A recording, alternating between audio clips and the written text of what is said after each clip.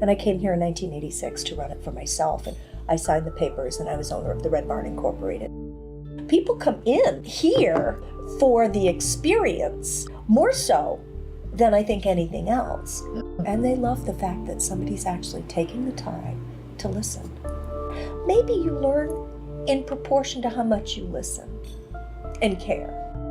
If you can find that balance between doing what you love that isn't really work, that might pay the bills, and can resonate with people, and actually to some extent help people. Without my customers, I would be doing what I don't love, guaranteed.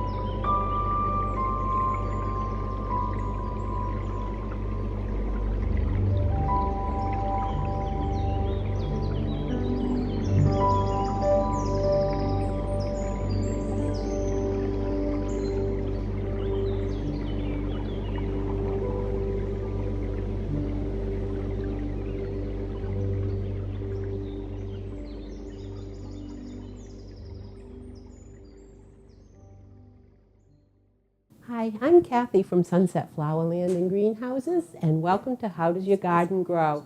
Today we're going to talk about succulents, which is one of my favorite groupings of plants. In fact, it is my favorite groupings of plants, and I could talk for 2 days about it. So when you've heard enough, you're going to have to shut me off because I love succulents. I'm addicted to succulents.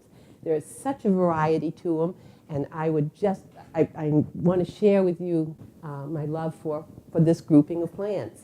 I've been online looking at things that on the internet that they say about succulents, and it's really a lot of contradicting information. So what I'm going to share with you is what works for me here in Central Maine, and hopefully it will work for you too. I hope you get as addicted as I am because I just love succulents. One of the things I found online was the top sellers of the country, and then I'll show you my top sellers. But number one was this Burro's tail, and this is just a hanging plant that just trails down and gets longer and longer. We're going to discuss how to propagate it later, and we're going to discuss how to grow it, what its care is, but it's just a really beautiful plant that likes a sunny window. The crown of thorns, ouch, he's picky, is another one. And this comes in white, red, yellow, pink. I happen to have a yellow one here. It's very easy to care for. It does take a little more water than some of your other succulents, and we will be discussing that. But this plant is from Madagascar. And a lot of the plants that we're going to be looking at are from there in Mexico and Africa. But this one is Madagascar, and it's a yellow one, which I love yellow, but I have a giant pink one at home that I forgot to bring in. But it's just a really one of the top selling succulent plants. We'll put him out of the way here. And next they had was hens and chicks. Hens and chicks is perennial here, which means it can live through the winter outside. Hens and chicks, they come in all different shapes and colors. Here's a little one they call the cobweb, and this is just another little hairy one. And people love them because you can grow them inside or you can grow them outside. They are perennial, and we will talk about how to propagate those later. So that's a good, easy one for either place. The thing with the hens and chicks I did want to mention, though, I would put them away, is the mother will flower. She has a beautiful pink flower, sometimes an off-white, and then she dies. But what she is doing is making room for her babies. So she's being a really good mom. She's getting out of the way, and all her babies will grow. I don't know that I've ever seen a hen and chick that flowered without giving you babies first. So if she's starting to flower, enjoy that flower and watch for those babies. You'll have plenty of them. Jade plant is another very popular one. This is a newer variety called Jitters. It has a blue tint to it. I love the name. I think the name is the best part of the plant, Jitters. Easy to grow, and they come in different miniatures, big ones, variegated with yellow, blue. So you can do a whole jade collection. You can get addicted to jades. Because the medicine aloe. The jade was from South Africa too. The medicine aloe is from the Southwest United States, and this is if you break off a piece of the leaf, you just break it off and squeeze it. It's all slimy, and it works really good if you put it on a cut, a sunburn, any kind of burn. People keep them in the kitchen because when you put it on, it takes the pain away. Now, whether it really makes it heal, I don't know. But it does take the pain away, so people do use them and quite often have one in the kitchen. The Native Americans use this plant many, many, many years ago, and maybe they still do, but that's a good one to have in your kitchen. This is a Cowan-Coe, which is a type of succulent. It's called pussy toes, and it's very soft, very soft.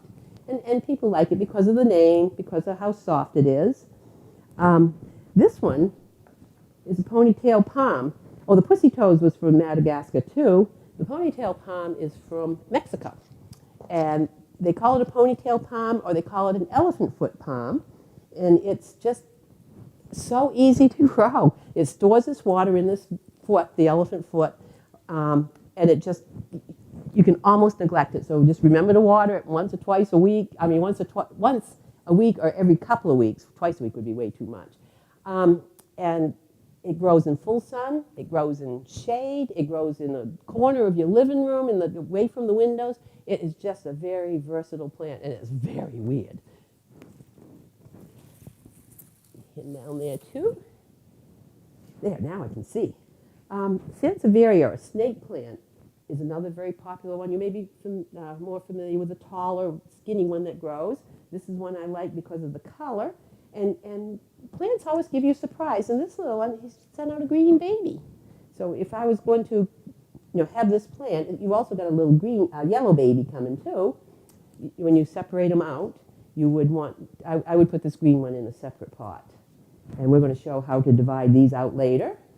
So that is another one. And this one just survives on very low light and neglect. It can take some sun, but it does better if it doesn't get a lot of direct sun. And they just came out with this really weird one that's called elephant tusk. And I just think this is so funny. And as they come out, they just grow that round. But it is a type of Sansevieria, which is a succulent. And the last one that they had on the list on the internet was the sedums. These are perennial sedums in Maine. You can grow them outside in your garden, rock garden. When you're growing them outside, you want to make sure that you put them in a very well-drained soil. They don't want to be where they're going to have wet feet. Succulents need to be well-drained. So rock gardens are perfect. Anywhere where there's not going to be any standing water in spring or any time. This sedum is called Autumn Joy, and it's wonderful because it's probably one of the very few plants that bloom in September.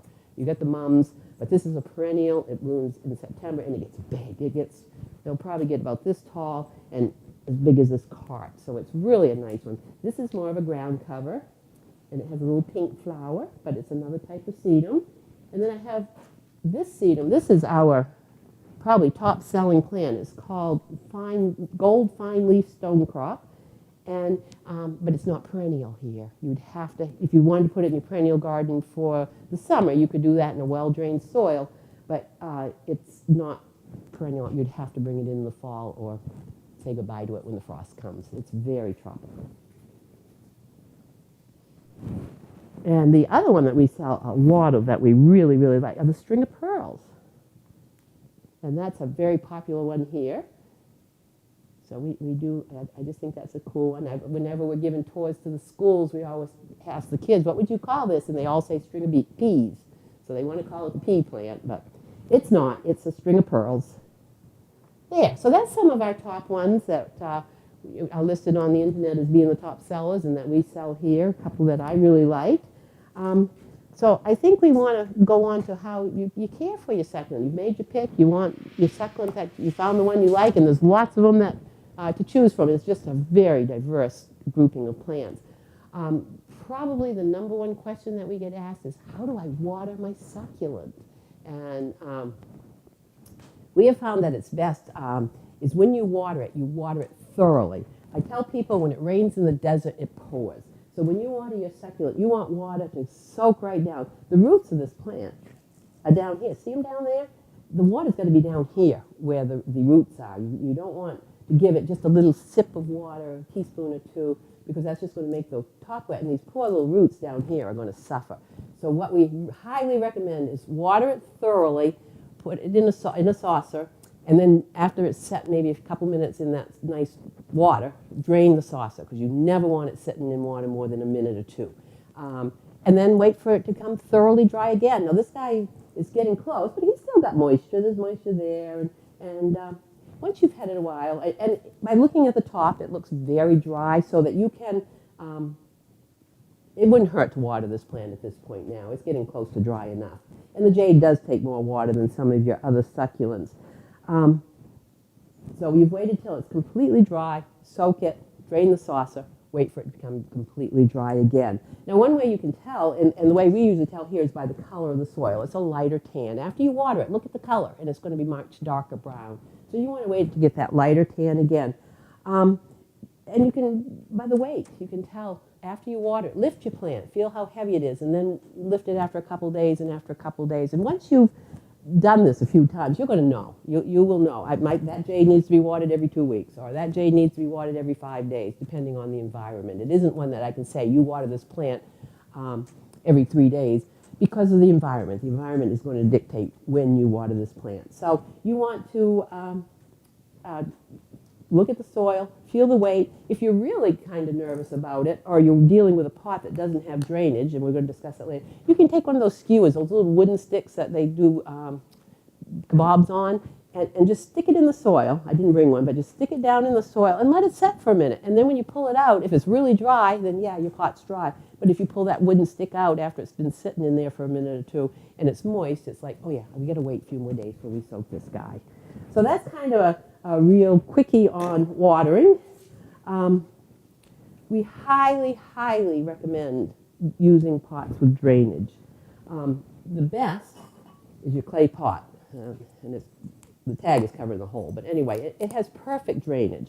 But the beauty of the clay pot is if you get too much water in and it doesn't all drain out, the clay breathes out the extra water. If you have a tendency to underwater and you never think to water your plants, and don't go clay, because that's going to just make the problem worse. You want clay to be, you want your plant to have water. But if you overwater, or a regular waterer, use clay. If you underwater, then you probably would be better with plastic. And you like to do fancy pots. Here is a fancier ceramic pot. It's got drainage in the bottom. It's got a saucer, so this would work for your succulent. You could do something like that. The drainage is highly important, so we say push that drainage. But sometimes you've got something that's really cool, and you want to plant something in it. And like these shells. Well, there's no drainage in this shell. But I love this plant. I love the shell. I love the plant. Maybe you've got a mug at home that you want to put something in. And that's so cute. And I picked this little guy to go in here because of the color. No drainage, nothing, just... So, the controversy that I never really resolved, even in my own head, is do I put rocks in the bottom or not of this plant? And my feeling is if you put rocks in the bottom and you put so much water in there that the rocks are sitting in water, the capillary action of the soil is just going to pull that water up, and your plant's going to be sitting in wet feet. So we really don't push putting rocks in the bottom. Do you want to stop? No? Okay. So I would just fill this with soil. And I got some. And you would just fill it with soil. And when you repot your plant, the best way is just to hold your fingers and just tap it on the edge. And squeeze the pot and tap on the edge some more. I don't want to pull because I don't want to break the plant. There we are. And you want the top of the soil at the top of your pot. You don't want to have this planted any deeper. Plants don't like that and they will die. So just push them in there. And, oh, I had it just right. I think it might be from doing it a few million times. And just filling around. And so there I just love the pot. I love the plant. I want it together. Same as like this. I love the pot. I want them together. And the succulents will work with you as long as you work with them. Now, when you've got a pot with no drainage, we say experiment. But first of all, just as a basic rule to start with, is to add water to this, you would want to add half the volume of the pot. So I am saying half the volume of this pot, maybe a third of a cup roughly. So you would pour a third of a cup of water in. If it's too much, and you guessed wrong, and it's just way too much, you can take a rag or a paper towel. You'll see the water in there if you got too much in there. Take a rag or a paper towel and just let it soak up so you can get too much. So I would work with the half the volume of the pot for a while. If your plant starts showing stress, like shriveling up, then you know it wasn't enough. If it starts rotting and dropping leaves, you know it was too much. So you need to kind of keep in your mind how much, how often, until you get it just right. And even if it does start to show stress either way, gradually add more each time or gradually decrease, whichever you think you need to be doing. And then the plant would recover. The plant will recover when you get it right, as long as you don't wait till it's dead before you start making your changes. And so you want to, you'll have to experiment a little with the watering on a pot with no drainage. If you've got drainage, you're all set. They are just really, really easy to take care of with the drainage. But, sometimes you just got to do what you want to do. So those are kind of my watering tips. And probably the next question that we're asked is, how much light does the succulents need? And what I found on the internet was not much. And I don't agree with that. I think Maine, maybe not much when you're in Arizona. You may need to shade them. You may need to, California and all those places. The hot afternoon sun would be too much for them. But we're in Maine. And especially if you're growing it in the house, I don't think you can get enough sun on these plants, especially in the winter. The only time I would show any concern of too much sun indoors would be July, August, when we have those 90-degree, 100-degree days, and that hot sun is so bright. Now, chances are, if that's happening in your house, you're going to pull the shades anyway. But if you don't, and your plant is right up next to the window, exposed to that hot sun on those few days that we get, you would want to watch for burn, which would be little brown spots. So there might be a few days during the year that you might have to pull it back, but we recommend at least 6 hours of sun a day, at least. And you can go all day with the exception of that July, August, those few hot burning days. And hopefully we see a lot of them in the summer. We enjoy them. But your plant, it might be a little much for it all at once. But if it's outside and you plant your succulents outside, you would want to watch them the same thing. If you can lay a newspaper over them if it's going to be one of those hot burning days. So the general rule for plant succulents is the brighter the color. Oh, excuse me, that plant right there I need. Can we stop? Way to go. Is that one with the two sticks sticking up?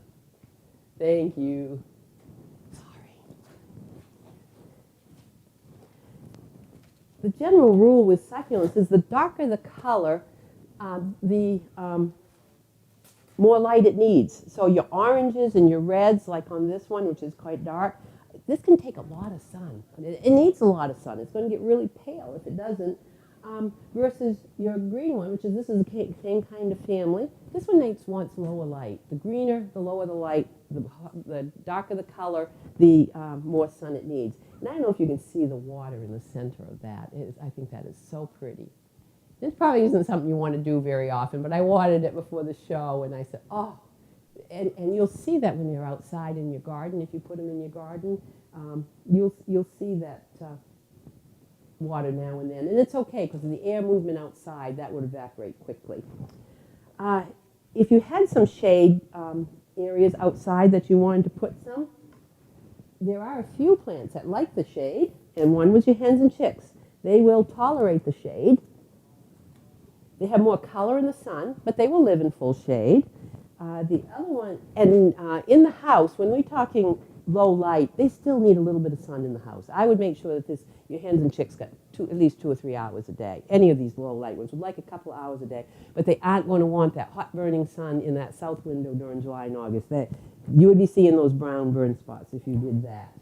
I have a box here of low light plants. Oh, here it is. These are some that you can grow just in bright light or a little bit of sun. There's 2 families here. This is the Gasterias, and if you put them outside, they got to be in the shade. That's kind of a rare white one. I got 3 different ones here. Inside, a little bit of morning sun or late afternoon sun, not anything real bright. The Gasterias are a low light, and the other ones are the Haworthias. They are a very low light. And this one is called the Zebra, and this one's called Tricky Spiders. And I don't know the name of this one, but I just love the swirl of the way it grows. And as it grows bigger and bigger, that swirl just keeps going around and around and around. I just think it's a really beautiful plant. But these are light. If you had a spot that didn't have a lot of sun, then this would be the ones for you. These 2 families would do well. This would do well with low light. They don't want any direct sun. So you've got a few choices. You don't have to have everything in that bright sunny window. So you've got a few choices there of ones you can use. In the garden, if you want to plant outside or even planting inside, you need to have soil with really, really good drainage. You cannot plant any of your succulents outside in a garden that's wet. Rock gardens are great because they usually drain well. If your sedums do well, all these will do well. So if you plant them outside, and they're going to grow beautifully in the ground if it's well drained, the sad part is there's very few here that are perennial. They're all going to die when the frost comes. So you either got to dig them before the frost comes and bring them back in, or you're going to have to say goodbye to them and get some different ones in the spring. But most people dig them and bring them in. They're just really fun to have in the house too. So enjoy outside and bring them in. Now, if you're using a planter outside that does not have any drainage in it, I planted bird baths before. They are magnificent, especially with the pearls coming down, the string of pearls, and some of the others. This little sedum is a beautiful trailing down over the edge of the bird bath, and you can put some with some height in them. You can just look at the colors, and they just grow in this bird bath magnificently. But a bird bath is made to have no drainage. So if you have it outside, you're going to want to, if we're going to have a thunderstorm, if we're going to have a couple of days of rain, you want to control the water. So if we're going to be having these big storms, bring it in, move it in under shelter so that it's not getting that water. And you control the water. When it's dry, you water it. You can plan around the rain, but if it rained for 3 days in a row, I'd bring it in and put it in the garage or under a deck or something under cover so that pot with no drainage doesn't get too much water. Maybe we can stop for a second. Good. I lost my thought on that one. No, you're fine. Okay. Yeah, Laura understands that. All right. Get my things here. Get that one done, that one done. How much time have we done? About 22 minutes. Oh, I'm not going to do a whole hour. I'm well on my way. I mean, this is my cheat sheet, and we're way down to here. So, cool. And so we did the things outside with I was going to say something about that bird bath, and it just flew my mind. Oh, well. Oh, they are magnificent. I wish I'd had one. I did one on a show one time. Okay. Okay, we're going to go back to how we're going to pick up on that. You can show them a bird bath. Okay, I'm ready. So when you enjoy your succulents any way you want outside, just you've got to be able to control how the environment is and get them and take care of them, and they will be magnificent for you in whatever situation you want to put them in. Also, we have people that say, well, what about pests? The pests bother them. There's not a lot of pests that bother the succulents. Aphids is one. Mealybug. Mealybug loves a succulent. If there's a mealybug within a mile of your house, he's going to come tearing over to your succulent and say, yes, I found Thanksgiving dinner. You do need to control it. So you would have to spray. Alcohol works on mealybugs. We usually use a Q-tip into pure rubbing alcohol and just touch the mealybug with it. And then we mix it with 1 part of rubbing alcohol to 10 parts of water, and then you can spray. If you sprayed on pure alcohol, the rubbing alcohol, that would be a little much for your succulent. It probably would burn it. There are pesticides out there. If I had mealybugs on my plant and I had a pesticide, I would take a little piece and spray it and wait 24 hours. I would not spray the whole thing until I did that test. Give it a 24-hour wait, and if it didn't harm it, then you can treat it as according to the directions of the pesticides. So really there aren't too many that bother them. It is the mealybug would be your worst one, and aphids, again, you'd have to spray for those and keep them under control. The best thing that I like about these plants is that you can experiment with them. You do different things with them. They're just so versatile. This one here that we've had sitting here is Calico Kitten. And this Calico Kitten has been sitting in the full sun. And this Calico Kitten we just propagated. We took some cuttings from him and put it in. And it was in the shade till it got its roots. So you can see the difference of what the sun made. It is the sun brings out the color, but it does nicely with lower light. I mean, it just doesn't have that deep pink, but I mean, that's a nice little growing plant. So it doesn't have to be, you can put them in different places and experiment. This is 2 plants of the same thing. This one had sun, this one did not. So the sun really brings out the color. And you know, you may like this plant, but you haven't got a really bright sunny window. It's just going to be a little paler. This one had very little sun, again, because we were propagating them and getting them going. So you want to, you know, you can do different things with them. They are wonderful. This one I just got. This one is called a fire stick, and we got it about 3 weeks ago. And when it came, it was bright, brilliant red. And yeah, that was because it had been in the sun. Now, I needed to propagate it. I cut the poor little guy up. You can see I've taken cuttings. I have divided it. I did it because we're getting it in as a new plant. But as soon as I took it out of the sun, within days, it turned to this light green. Now, what do you like? You want bright red? Put it in the sun. You like this chartreuse green? Put it in the shade. Put it in between. And it's just, they're so versatile. You can do anything with them. I forgot to show you my most wonderful plant. This is the Echeveria. This is what they call a Mexican hen and chick. And unfortunately, it's not hardy here. So if you had it outside in your garden or in a pot or something, you would have to bring it in. And it's just, the Echeverias are such a diverse grouping of plants. This is one. This is one. This is the one we looked at, the water. That's an Echeveria. There's all kinds, and they're so easy.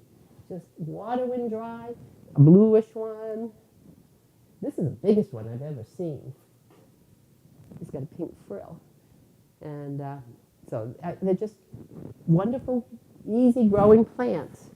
And they're easy to propagate. So we probably want to talk about how you would propagate some of these things.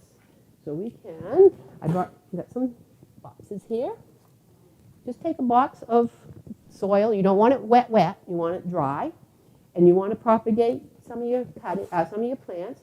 You very carefully, like on this Mexican hen and chick, just pull to the side that way, pull to the side until it lets go. Just keep wiggling it back and forth till it lets go. You don't want a ripped one. If that had ripped up here, then you throw it away. This is, and then, are you ready? Lay it on the soil. That's it. all you got to do, lay it on the soil. And after, a few weeks, this is a different kind.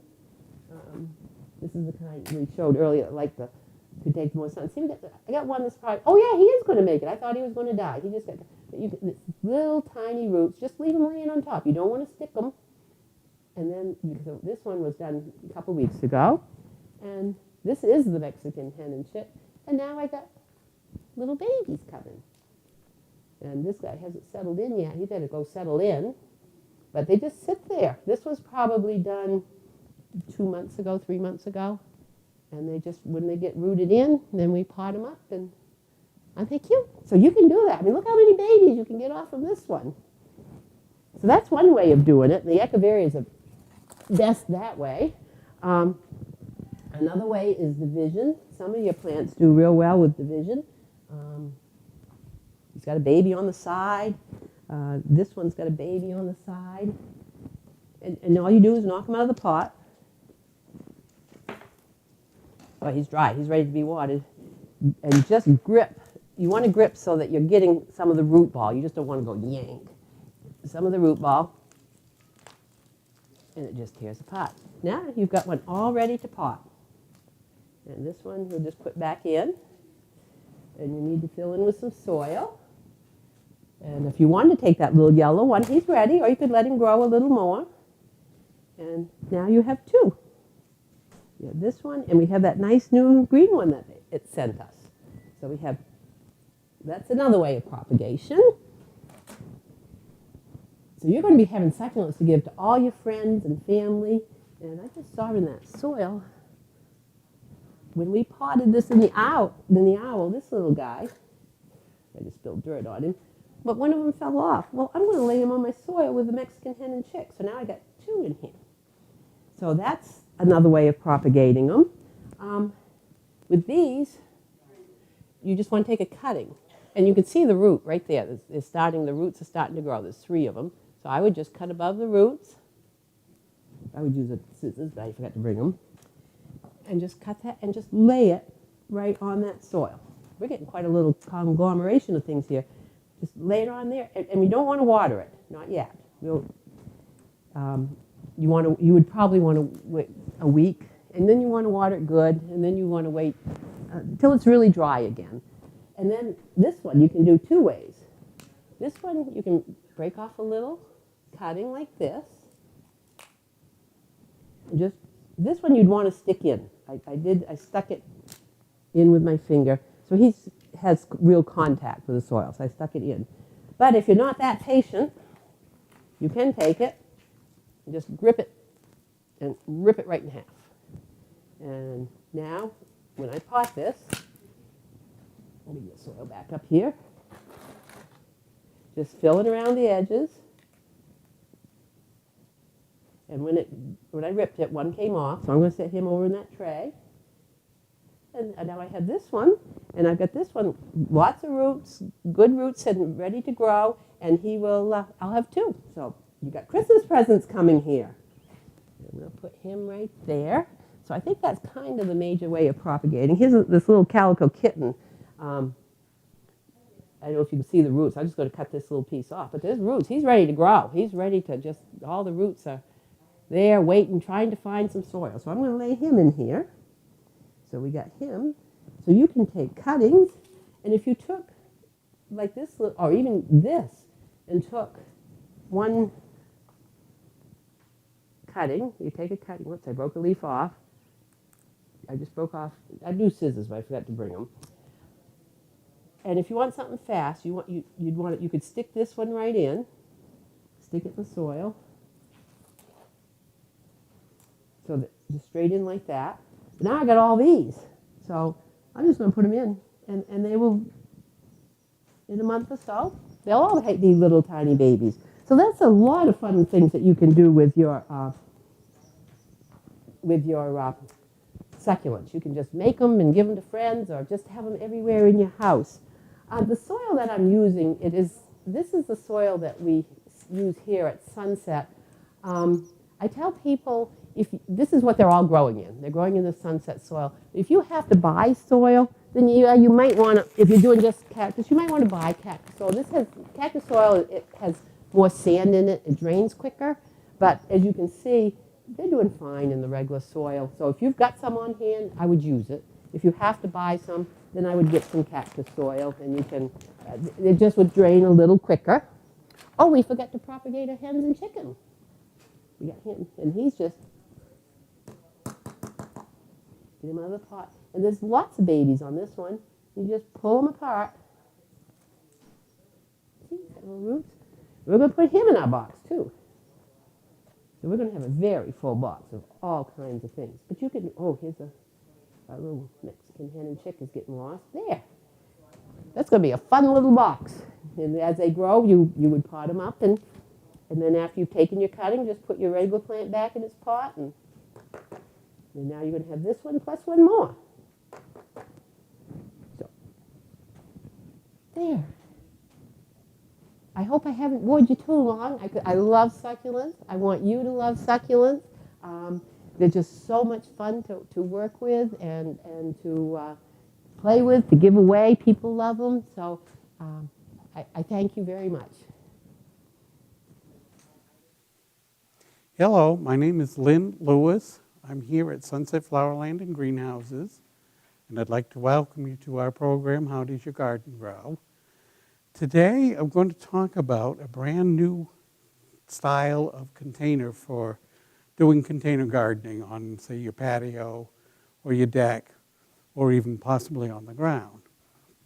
They are called a Smart Pot, and the first obvious advantage is when they're not in use, they're easy to store. And you can you just unfold them and then treat and fill them as if you were filling a regular pot with soil. You kind of hold the side walls up a little bit and till you get the pot full. And you can plant, and when you're not in use, when they're not in use, you can fold up and you can have a whole bunch of them and store them just on a shelf or something like that without having to deal with storing massive pots like this if you're trying to do, say, a lot of tomatoes or cucumbers or things like that. The advantages of a pot like this, the first advantage is that they drain properly. The water will pass through this material on all sides and the bottom. So it's very difficult to overwater a planting. Another significant advantage is in that watering process, your plants can grow and produce a better root system.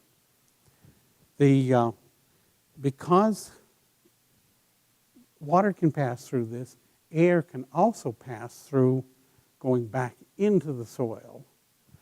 And all plants, and most people don't realize, but all plants require air in the soil. They require oxygen, actually, because the root system is not producing the food. The top of the plant is, the foliage. And then the food travels to the root system, and the roots are using it. And in order to use it, they have to have oxygen available. Well, when you take a solid container, especially a plastic container like the old-fashioned pots, of course, the air obviously can't go through the sidewalls. And even in the bottom, you're not getting air. So the only place the air can go back into the soil is in the top. And without the oxygen going back into then the roots are struggling to use the food that the top of the plant is sending down to them. And so they can't grow correctly.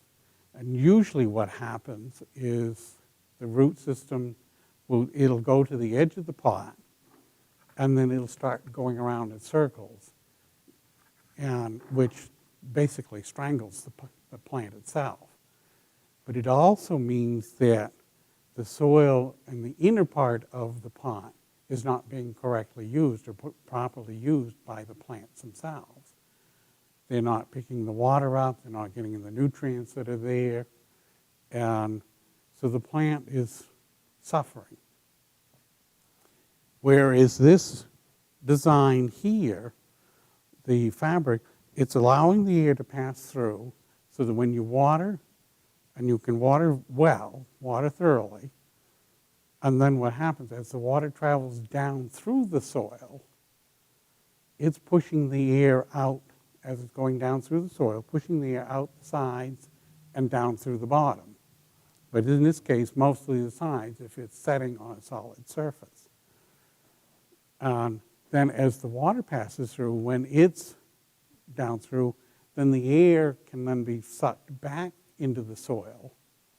So it becomes a lot more available to the plant and it produces a much healthier root system.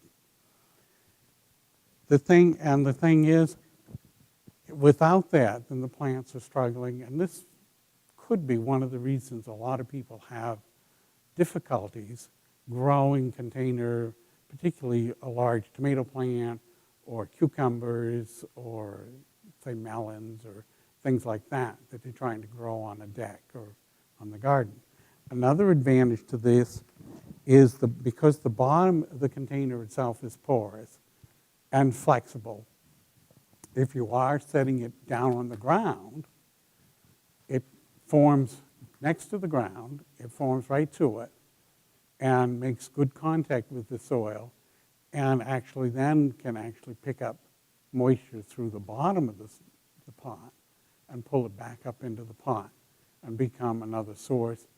And so it's easier to maintain water level in the soil and also means you would have to water less frequently.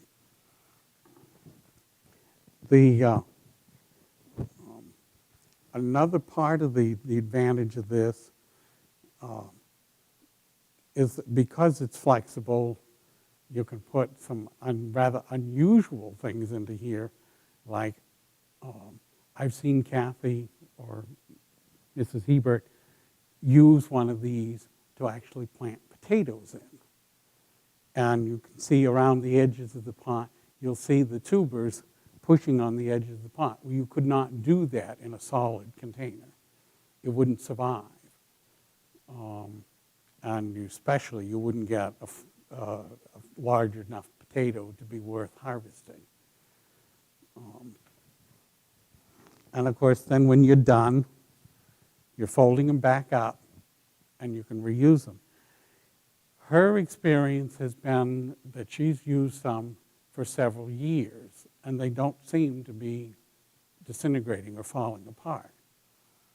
You take and dry them at the end of the season, and you, like I said earlier, you can pack them away and bring them out again the next year and start the process all over again. When you're planting, you do want to make sure that you're holding the sidewalls up as you fill with soil. It is not necessary to put drainage in the bottom because it drains through the container so easily without running through too fast. Whereas if you're using especially a large plastic pot, I usually recommend putting either, in the case of a very large pot, like styrofoam peanuts, for drainage in the bottom so the water can flow through without keeping the bottom of the soil too wet. And then, then you have to water more frequently when you do that. If you use like crushed rock becomes very heavy. And if you already have a heavier container like a ceramic or a clay pot type of thing, then the becomes very heavy and hard to move around if you need to move them. The one thing that I would do if planting these outside, like setting around your deck or something like that, and it's something I would recommend no matter what kind of a container you're using, would be if we're supposed to get a very severe heavy thunder shower or something like that, then either moving the plant under a table or covering the pot or something like that. Because even with a pot like this, if you've got it filled with an inch or two of hail or some, like we had just a little bit ago, or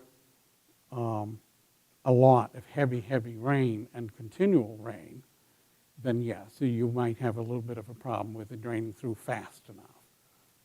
But in a standard plastic pot, or even the fiber pot, this type of fiber pot, this doesn't drain through fast enough to get rid of the water, and so you end up having to go and dumping the water out of it. But, so if like I say, if you're covering it, with a plastic bag even or something like that, just to protect it from the worst of the heavy rains. But it certainly is worth checking into these. We carry several sizes. You can see there's a pretty good sized one there. You can put quite a lot into a pot that size. One of these large tomato plants, or you could put several cucumber plants in there and put something for them to climb on in there, and you would be getting a lot of cucumbers off of there. Or you could plant, say, a patch of green beans, snap beans or something like that, and you would have enough in there. And they would grow correctly because their root system is going to be far healthier in there than they would a pot like this, this size, that was a heavy either plastic, or usually when you get into pots this big, you're talking about what we call the clay beaters or something like that, which become very heavy, and they're hard to move around, hard to take care of and everything. So it's worth coming and checking them out. And if you have questions, don't hesitate to ask. I personally think they're going to become the containers of the future. And they, like I said, they do seem to be lasting. We've had a few that have gone through several years of planting, and they look just as good now as they did when they were new, and certainly worth it. So, and we thank you, and call us if you have questions. And thank you.